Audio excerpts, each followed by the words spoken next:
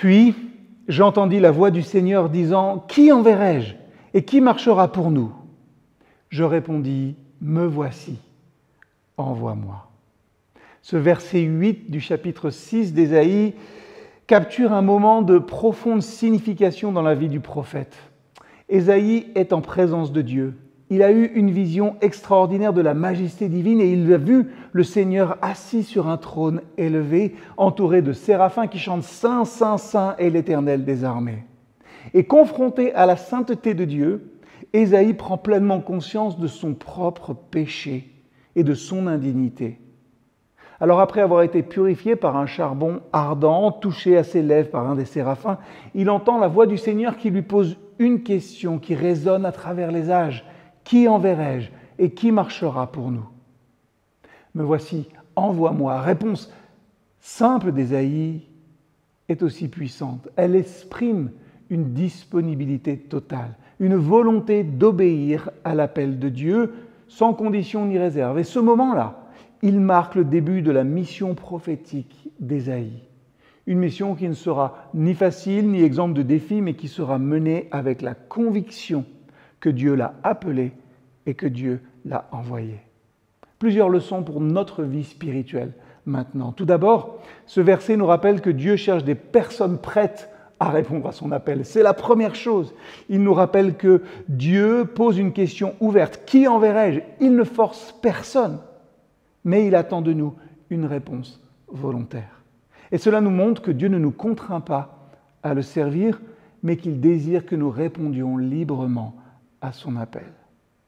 Cette question de Dieu, elle semble résonner dans l'univers et elle appelle une réponse personnelle de notre part à chacun et chacune. Sommes-nous prêts à dire oui à Dieu, peu importe ce qu'il nous demande?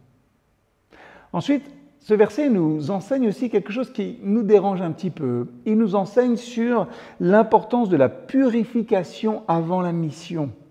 Avant de répondre à l'appel de Dieu, Ésaïe prend conscience de son péché et de son indignité. Et ce n'est qu'après avoir été purifié par Dieu qu'il est prêt à répondre « Me voici, envoie-moi ». Cela nous montre que pour être des instruments efficaces entre les mains de Dieu, nous devons d'abord nous laisser purifier et transformer par lui. Dieu ne cherche pas des serviteurs parfaits, mais des serviteurs transformés, purifiés, conscients de leurs besoins de grâce. Enfin, cette réponse d'Ésaïe, elle nous inspire, elle nous appelle à une disponibilité totale envers Dieu. Ésaïe ne pose pas de questions sur la nature de la mission ou les défis à venir. Il ne demande pas de détails sur ce que cela impliquera ou sur les sacrifices à faire. Il se contente de dire « Me voici ». C'est une expression de foi et de confiance absolue en Dieu, une disposition à aller là où Dieu l'enverra, quoi qu'il en coûte. Et ça nous interpelle aujourd'hui.